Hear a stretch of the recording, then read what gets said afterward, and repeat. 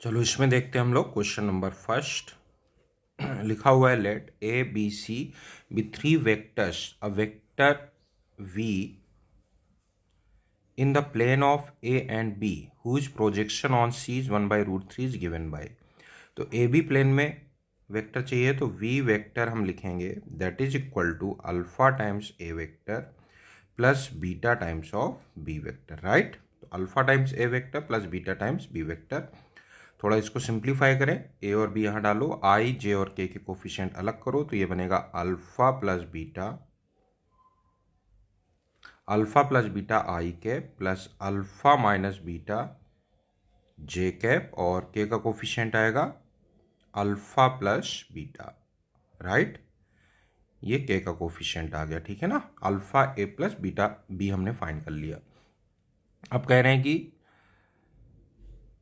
A vector V in the plane of A B whose projection on C. अब इसका projection सी में जो है वो कितना है 1/√3। तो इसका प्रोजेक्शन सी में देखें तो लिखेंगे V dot C cap is equal to how much, it is 1/√3। तो ठीक है, सी अपने पास लिखा ही हुआ है तो हम इससे कहेंगे वी डॉट सी कैप कैसे निकाला जाए। ये आ जाएगा, देखो alpha plus beta B dot C लिखेंगे और फिर divided by modulus of C कर देंगे। माइनस अल्फा प्लस बीटा बन जाएगा और माइनस अल्फा माइनस बीटा बनेगा whole divided by how much, it is √3। This is the modulus of C and this is given as 1/√3।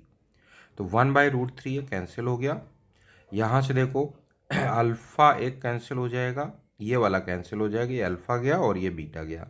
तो हमारे पास यहाँ से अल्फा माइनस बीटा या हम ये कहें बीटा माइनस अल्फा किसके इक्वल हो गया, 1 के इक्वल हो गया।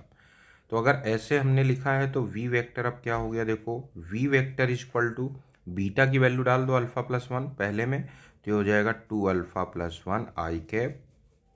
फिर देखो बीटा की वैल्यू तो अल्फा माइनस बीटा -1 हो गया तो ये हो गया माइनस जे कैप और फिर ये हुआ 2 अल्फा प्लस 1 के कैप। अब देखो इस टाइप का कोई भी वेक्टर होगा तो अपना वी वेक्टर हो सकता है।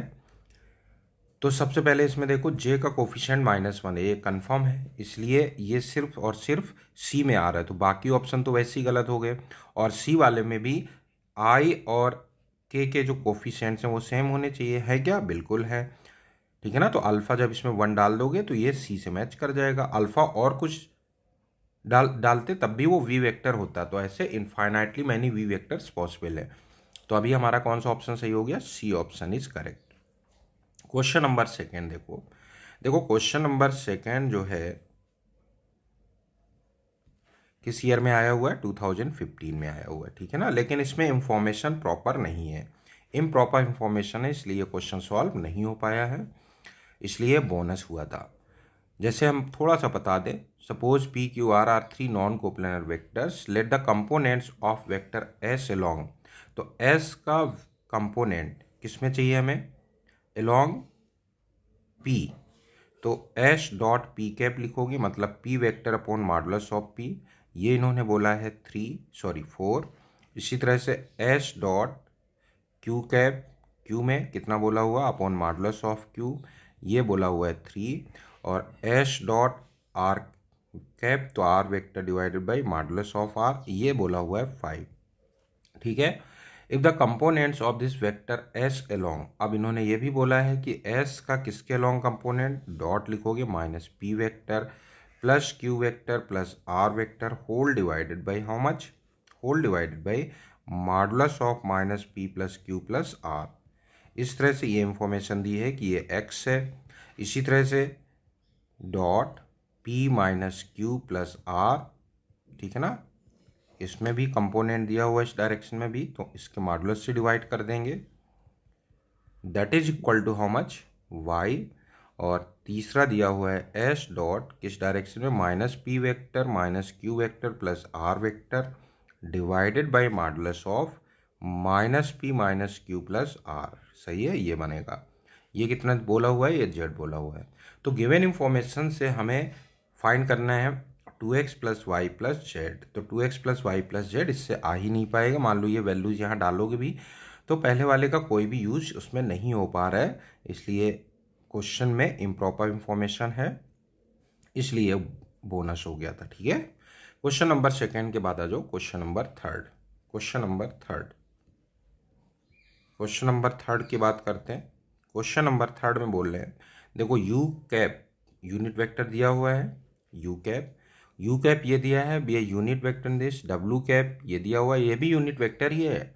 Given that there exist a vector V in R cube मतलब orthogonal system X Y Z, such that U cap cross V cap, देखो modulus of U cap cross V vector is equal to given है 1, और हमारे पास information दिया है W cap dot U cap cross V vector, ये दिया हुआ है 1।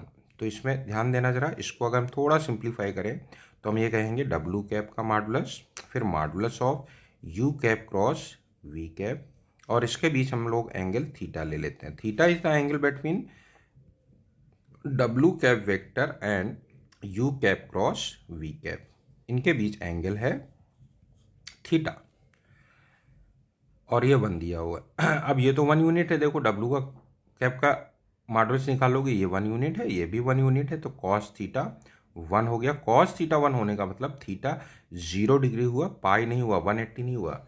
इसका मतलब डब्लू कैप और यू क्रॉस वी कैप एक ही डायरेक्शन में है, तो हम ये कह सकते हैं U cap cross V vector और डब्लू कैप ये दोनों कोलिनियर हैं, तो इसको हम लिख देते हैं सम लेमडा टाइम्स क्या लिखें, डब्लू कैप।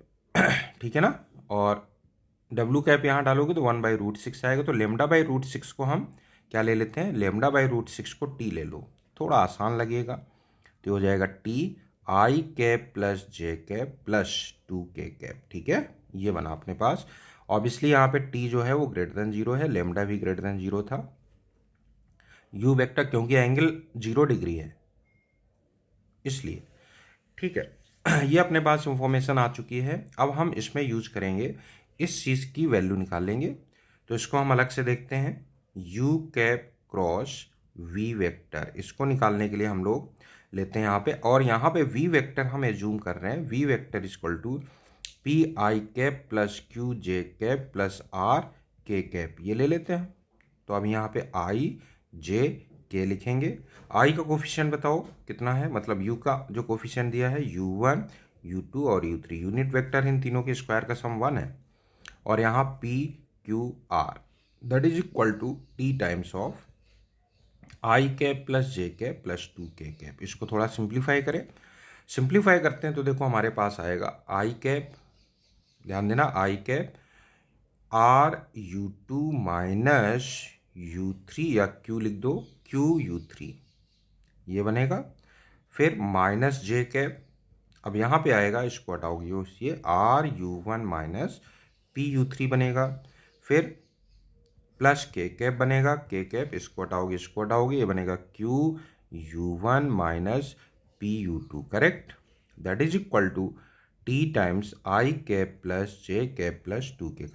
कंपेयर कर देते तो हमारे पास देखो क्या इक्वेशन बनेगी, कंपेयर करने से हमारे पास इक्वेशन बन रही है RU2 minus QU3 that is equal to how much T, फिर ये हो जाएगा PU3 minus RU1 that is equal to T, and QU1 minus PU2 is equal to 2t। अब ध्यान दो यहाँ पे U1 U2 U3 तो कोई फिक्स होगा भाई, U वेक्टर गिवन है, इसका मतलब U1 U2 U3 जो भी होंगे कांस्टेंट का काम ही करने होंगे। तो हमारे पास अननोन क्या क्या हो गया, अननोन हो गया P Q R और T, इक्वेशन है हमारे पास 3 और अननोन है 4, P Q R और T, इसका मतलब इसके इनफाइनाइटली मैनी सॉल्यूशंस पॉसिबल होंगे। ठीक है, इसका मतलब ए ऑप्शन गलत हो गया, U1 ए ऑप्शन गलत हो गया, वी वेक्टर जो है कई सारे हो सकते हैं, इनफाइनाइटली मैनी हो सकते हैं, इसलिए ए ऑप्शन तो गलत हो गया, इसका ए तो गलत कर दो, तो बी सही हो गया। ठीक है ना, बी सही हो गया। अच्छा, उसके बाद सी वाला ऑप्शन चेक करना है। सी ऑप्शन चेक करने के लिए हम लोग देखते हैं, देखो कह रहे हैं U cap lies, if U cap lies in the XY plane, अगर यू कैप XY प्लेन में लाई कर रहा है तो अगर एक्स वाई प्लेन में यू कैप लाई कर रहा है तो इसका मतलब हुआ जो यू कैप इन्होंने दिया है u1 आई कैप प्लस u2 जे कैप प्लस u3 के कैप, एक्स वाई प्लेन में लाई कर रहा है तो ऑब्वियसली u3 क्या होगा, 0 होगा। और u3 0 होगा तो पहले दो इक्वेशन से देखो, अगर हम u3 0 कर रहे हैं, u3 0 implies that R u2 is equal to T, सही है ना, और u3 0 है तो minus R u1 is equal to T हो जाएगा, सही है। दोनों को अगर हम डिवाइड कर दें, डिवाइड करने से हमें मिलेगा u2 upon u1 is equal to -1, means modulus of u1 is equal to modulus of u2 हो जाएगा, सही है। इसका मतलब सी ऑप्शन सही हो गया बिल्कुल। अब डी ऑप्शन चेक कर लेते हैं हम लोग। डी ऑप्शन में कह रहे हैं कि अगर यू एक्स जेड प्लेन पे लाई कर रहे हैं, अगर एक्स जेड प्लेन में लाई कर रहा है तो एक्स जेड में लाई कर रहा है तो u2 0 होगा, सही है ना, u2 0 हो गया। अगर u2 0 है तो फिर से देखो पहले और दूसरे को, u2 0 है तो u2 0 डालोगे तो -q u3 is equal to T बनेगा, और दूसरे वाले से, दूसरे में u2 है नहीं, तीसरे वाले को यूज कर लो तो ये आएगा q u1 is equal to 2t। ठीक, फिर दोनों को डिवाइड करो, दोनों को डिवाइड करेंगे तो आएगा u3 upon u1 with minus sign is equal to 1/2, modulus लोगे तो आ जाएगा 2 modulus u3 is equal to modulus of u1, तो उल्टा दिया हुआ है यहाँ पे, ठीक है ना, मॉडुलस ऑफ u1, सही से लिख लो थोड़ा, मॉडुलस ऑफ u1। इसका मतलब कि डी वाला ऑप्शन गलत हो गया, ठीक है। क्वेश्चन नंबर 4 पे आ जाते हैं। क्वेश्चन नंबर 4 बोला हुआ है A and B with 2 unit vectors, दोनों यूनिट वेक्टर्स हैं। सबसे पहले तो means modulus of A vector is equal to modulus of B vector is equal to 1, और ए डॉट बी जो है वो 0 दिया है, इसका मतलब ए और बी परपेंडिकुलर है। ए और बी परपेंडिकुलर हैं तो ए क्रॉस बी जो निकालोगे वो भी इनके परपेंडिकुलर होगा, तो हम ये कहेंगे ए क्रॉस बी का अगर हम डॉट लेंगे ए के साथ तो वो भी 0 आएगा, और ए क्रॉस बी का डॉट लेंगे बी के साथ तब भी 0 आएगा, ठीक है ना। अच्छा, अभी बोला है C vector is equal to, अब सी वेक्टर इन्होंने बोला है C vector is equal to X A vector plus Y B vector plus A cross B, ये दिया हुआ है। अब कह रहे हैं if modulus of C is equal to 1, modulus of C इन्होंने दिया हुआ है, मेंशन किया है 2, and the vector C is incline at same angle alpha to both A and B, तो सी जो है ए और बी दोनों से सेम एंगल बना रहा है अल्फा। तो अभी हम क्या करते हैं, इस वाले में ए से डॉट लेते हैं, पहले तो ए से डॉट लें तो बनेगा A dot C is equal to, ये बनेगा X A dot A means mod of A square, plus ये 0 हो जाएगा, ए और बी परपेंडिकुलर है और ये भी 0 हो जाएगा। तो ए डॉट सी को कैसे लिखेंगे, मॉडुलस ऑफ ए 1 हो गया, मॉडुलस ऑफ सी 2 हो गया, और कॉस अल्फा बन गया, कॉस अल्फा, और मॉडुलस ऑफ ए स्क्वायर तो 1 है ही, तो एक्स हो गया ये। इसी तरह से इसी में हम किससे अब डॉट लेते हैं, अब बी से डॉट ले लेते हैं, तो बी से डॉट लेंगे तो B dot C is equal to आएगा, बी से डॉट ले रहे हैं तो X times B dot C 0 हो जाएगा ये, वाई बी डॉट बी 1 हो जाएगा, और ये भी 0 हो जाएगा। तो यहाँ से हमारे पास फिर ये modulus of B modulus of C तो 2 कॉस अल्फा ही बन जाएगा, ये वाई है। तो एक्स और वाई अपने पास आ गए, एक्स और वाई ये दोनों आ गए।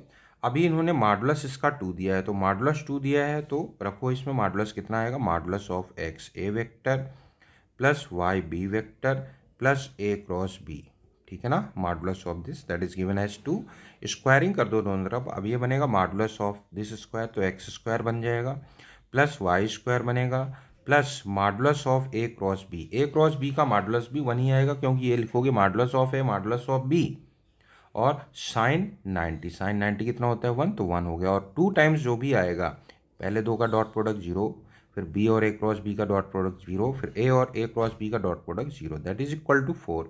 अब ये एक्स की वैल्यू और वाई की वैल्यू यहाँ रख दो, एक्स की वैल्यू और वाई की वैल्यू है 2 कॉस अल्फा, तो ये 4 cos square alpha plus 4 cos square alpha, और ये 1 को उधर ले जाओ, ये तो 0 हो गया, 1 को उधर ले जाओगे तो 3 बन जाएगा। तो हमें चाहिए 8 cos square alpha. What is 8 cos square alpha, 8 cos square alpha is equal to 3, so 3 is the answer of this question, ठीक है ना। क्वेश्चन नंबर 4 का आंसर 3 हो गया।